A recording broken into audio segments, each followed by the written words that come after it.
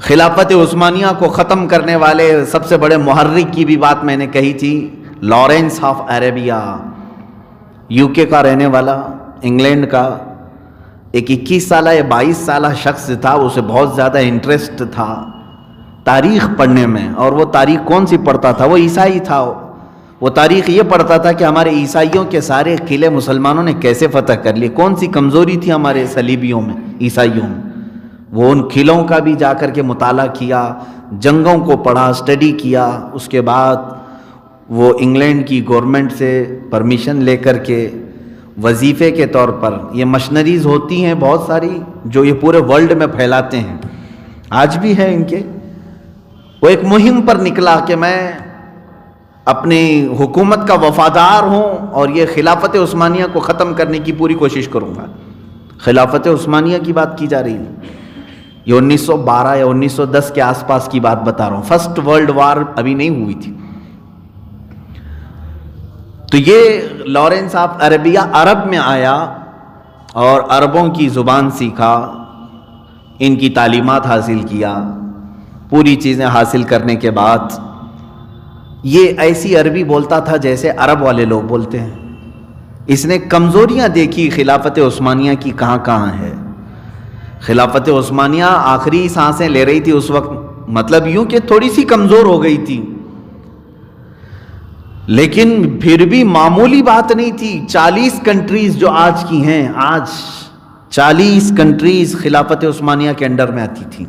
اتنی بڑی وہ حکومت تھی، اس کو ہلا دینا معمولی بات نہیں تھا، معمولی بات نہیں تھی. لارنس آف عربیہ نے تقریباً 4 یا 5 سال محنت کی، عربوں میں داخل ہوا، ان کے اندر تعصب کو جگایا. تعصب کیا ہوتا ہے؟ عصبیت، علاقائی عصبیت.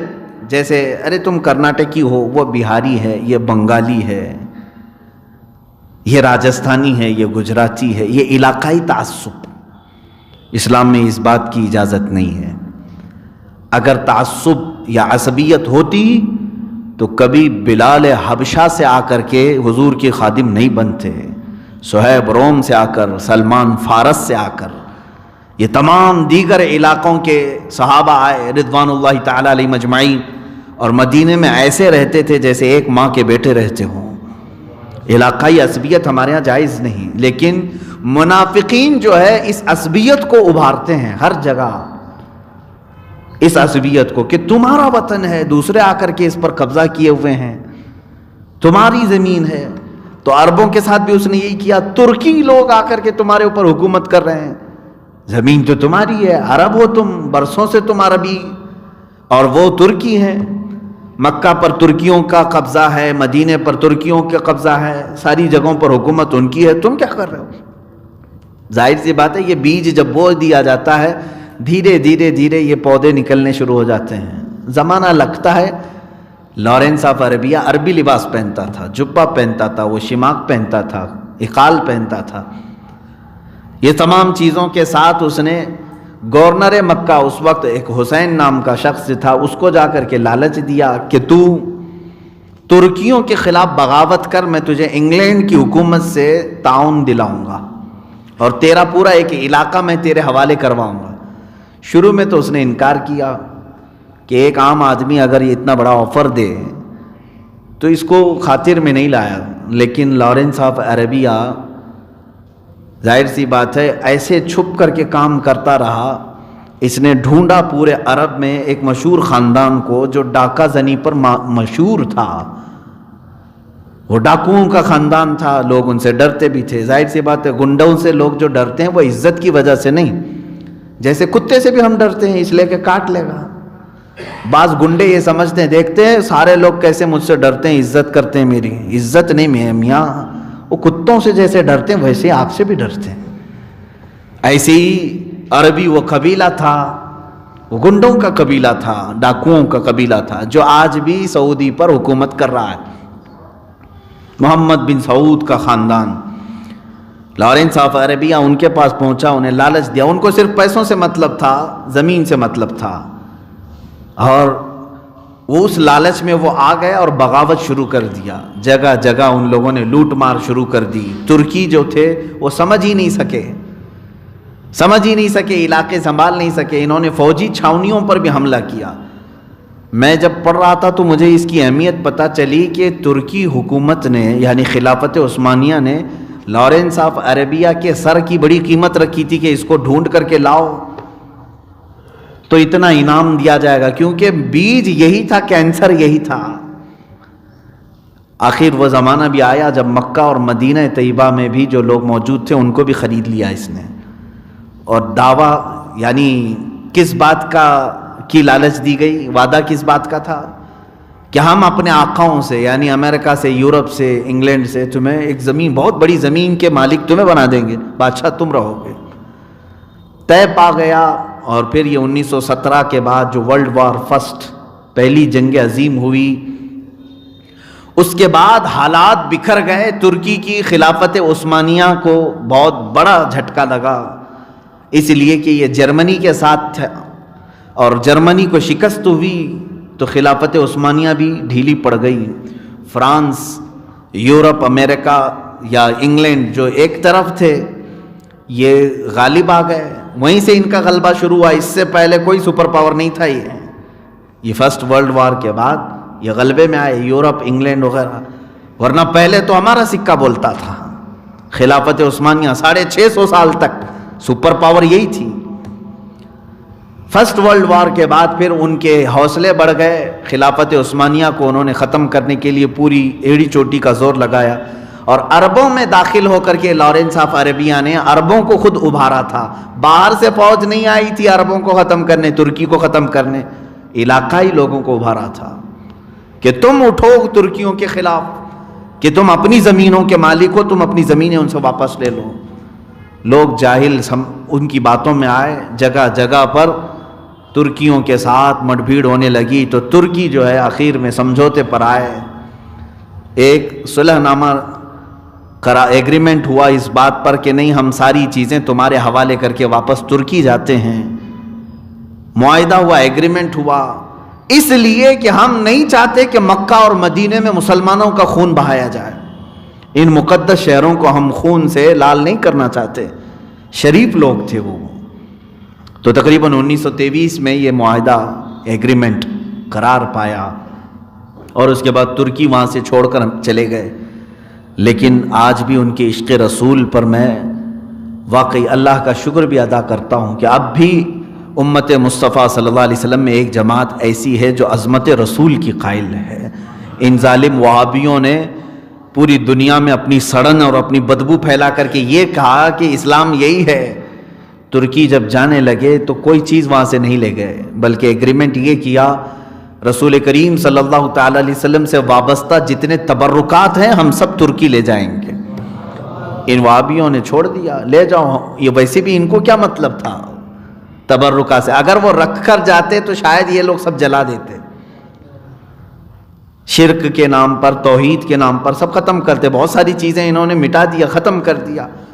ایگریمنٹ ہوا اور اس کے بعد چلے گئے۔ میرے عزیزو، اس کا پس منظر میں بتا کر آپ سے صرف اتنی بات کہنا چاہتا ہوں، 650 سال پر پھیلی ہوئی خلافت عثمانیہ جب دم توڑنے لگی، اپنے ہی علاقوں میں عرب میں کمزور ہوئی، تو کس کی بدولت، کس کی وجہ سے؟ ایک منافق کی وجہ سے، لارنس آف عربیہ، جس کینسر کو شروع میں نہیں پہچانا گیا تھا۔ یہ اسی طرح سے جڑیں کاٹتے ہیں اور وائر کاٹتے ہیں، مین جگہوں پر یہ حملہ کرتے ہیں۔ یہ اتنا بڑا نقصان کر کے گیا جس کا خمیازہ بھگتتے بھگتتے آج امت کو 100 سال ہو گئے۔ اور ہندوستان کی تاریخ میں بھی میں نے یہ پچھلی مرتبہ عرض کیا تھا کہ آزادی کا سب سے بڑا فریڈم فائٹر پہلا وہ شہید ٹیپو سلطان ہیں علیہ الرحمت والرضوان۔ ان کی کاوشیں اگرچہ آج لوگ بھول چکے ہوں، لیکن جب ابھی کہیں سے انگریزوں کے خلاف کوئی بات نہیں کرتا تھا، اس وقت اس مرد مجاہد نے ان کے خلاف جنگیں لڑی ہیں اور ان سے کہا ہے کہ تم ظلم کے طور پر ہندوستان پر قابض ہوئے ہو، لیکن ان کی پوری مساعی جمیلہ، ان کی جتنی کوششیں تھیں، آپ ہماری کتابیں تو چھوڑیں، انگریزوں کی کتابیں پڑھیں تو پتہ چلے گا۔ انگریز لکھتا ہے کہ ہندوستان میں جانے کے بعد انڈیا میں سب سے زیادہ خطرہ ان کو جس سے تھا وہ ٹیپو سلطان سے تھا۔ بہت بڑا مقابلہ تھا ان کا. اور حتیٰ کہ میں نے تاریخ میں یہ پڑھا ہے کہ ٹیپو سلطان شہید ہو گئے، ان کی لاش کو اٹھانے کے لیے نہیں جا رہے تھے، ڈر رہے تھے. ان کے جسم پر ایک کوا آ کر بیٹھا، تب انہیں پتا چلا کہ ان کی موت ہو گئی. تب تک تو قریب بھی نہیں جا رہے تھے، اتنا خوف، اتنی ہیبت تھی. لیکن اس مرد قلندر، اس مرد مجاہد کو اگر نقصان اٹھانا پڑا ہے تو انگریزوں کی فوج سے نہیں، اپنے اندر موجود منافقین، میر صادق، نظام حیدرآباد، ان لوگوں نے دھوکہ دیا تھا ٹیپو سلطان کو. یہ اندر آ کر کے فوج میں داخل ہو کر کے ان کا تعاون کرنے کے نام سے پیچھے کے دروازے کھول دیے جہاں سے انگریز داخل ہو سکیں اور حملہ کر سکیں. کیونکہ انگریزوں نے انہیں لالچ دی تھی کہ ٹیپو سلطان کو ختم کرنے میں تم ہمارا ساتھ دے دو، ہم تم کو فلاں فلاں جگہ کی ریاست دے دیں گے. میں بارہا یہی کہہ رہا ہوں کہ منافق آدمی بنتا کس لیے ہے؟ ایک ہی چیز، دنیا کی ہوس، دنیا کی لالچ انسان کو منافق بناتی ہے. عزیزان گرامی وقار، کربلا کے اس میدان میں بھی دیکھیں، امام حسین کے مقابل میں جو لوگ آئے تھے وہ سب کلمہ پڑھنے والے لوگ تھے.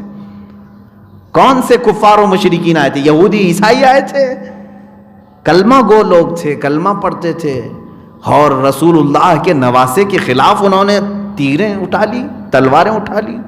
کس وجہ سے؟ اس لیے کہ صرف بادشاہ کی طرف سے اعلان ہوا تھا کہ جو اس میں فتح یاب ہوگا اسے اتنا اتنا مال دیا جائے گا. ہوس، دنیا کی ہوس. بلکہ جہاں میں دیکھتا ہوں قسمت کی خرابی کسی کی آ جائے، حضرت سعید ابن ابی وقاص رضی اللہ تعالیٰ عنہ کا نام سنا ہوگا آپ نے. حضرت سعید ابن ابی وقاص یہ کون ہیں؟ عشرہ مبشرہ میں سے ہیں، جن کو حضور صلی اللہ تعالیٰ علیہ وسلم نے دنیا میں ہی جنت کی بشارت دی. وہ صحابی ہیں، وہ 10 ہیں نا. حضرت سعید ابن ابی وقاص اس میں ہیں. سعید ابن ابی وقاص کا بیٹا ہے عمرو بن سعید. سعد ابن ابی وقاص، میں سعید کہہ رہا ہوں، سعد ابن ابی وقاص، ان کا بیٹا ہے عمرو، جس کو یزید کے طرف سے صرف اتنی لالچ دی گئی تھی کہ ایران کا ایک علاقہ رے جس کو کہا جاتا تھا، وہاں کا تجھے گورنر بنایا جائے گا، جا حسین کا مقابلہ کر کے آ جا. عشرہ مبشرہ میں سے صحابی رسول کا بیٹا ہے. ایک تخت کی وجہ سے ایران کی طرف جانے کی بجائے کربلا کی طرف آ گیا 4000 کا لشکر لے کر. اور شروع میں ڈر بھی تھا کیونکہ وہ جانتا تھا کہ اللہ کے نبی کا نواسا ہے. باوجود اس کے دنیا کی ہوس غالب جب آ جاتی ہے تو انسان کو کافر بنا دیتی ہے. 10ویں محرم تھی جب اس نے تیر اٹھایا اور تیر پھینک کر کے خیمہ حسین کی طرف سارے کوفیوں سے کہا ہے کوفیوں گواہ رہنا، جب یزید کے پاس یہاں کا قصہ بیان کیا جائے تو یہ بیان کرنا کہ سب سے پہلے حسین کی طرف تیر چلانے والا سعد ابن ابی وقاص کا بیٹا عمر ہے. وہ یہ کہہ کر کے تیر چلایا اس نے، اور انجام بھی بہت برا ہوا. سر حسین کو انہوں نے جدا کیا جسم ناز سے اور پھر اس کو گھمایا، جو کچھ بھی کیا، لیکن نہ اس کو رے کی حکومت ملی، نہ ایران کی کوئی بادشاہت ملی. 2 سال نہیں گزرے تھے کہ اس کی جان پر ایسی آفت آئی، مختار سقفی نے اس کو ٹکڑے ٹکڑے کر کے مار دیا. اسی کو کہتے ہیں نا دھوبی کا گدھا، نہ گھر کا نہ گھاٹ کا. گدھا نہیں، کتا. نہ خدا ہی ملا نہ وصال صنم، نہ ادھر کے رہے نہ ادھر کے رہے. یہ منافقین ایسے ہوتے ہیں کہ ان کو نہ ایمان والوں کی صحبت میسر آ سکتی ہے نہ کفار و مشرکین کی، کچھ بھی نہیں. اسی لیے اللہ تعالیٰ فرماتا ہے کہ منافقین یہ سمجھتے ہیں کہ ہم سب کو دھوکہ دے رہے ہیں، در حقیقت وہ خود اپنے آپ کو دھوکہ دے رہے ہیں، وہ خود اپنی ذات کو دھوکہ دے رہے ہیں کہ تم آخرت میں دردناک عذاب مول لے رہے ہو اور تمہیں پتہ ہی نہیں ہے.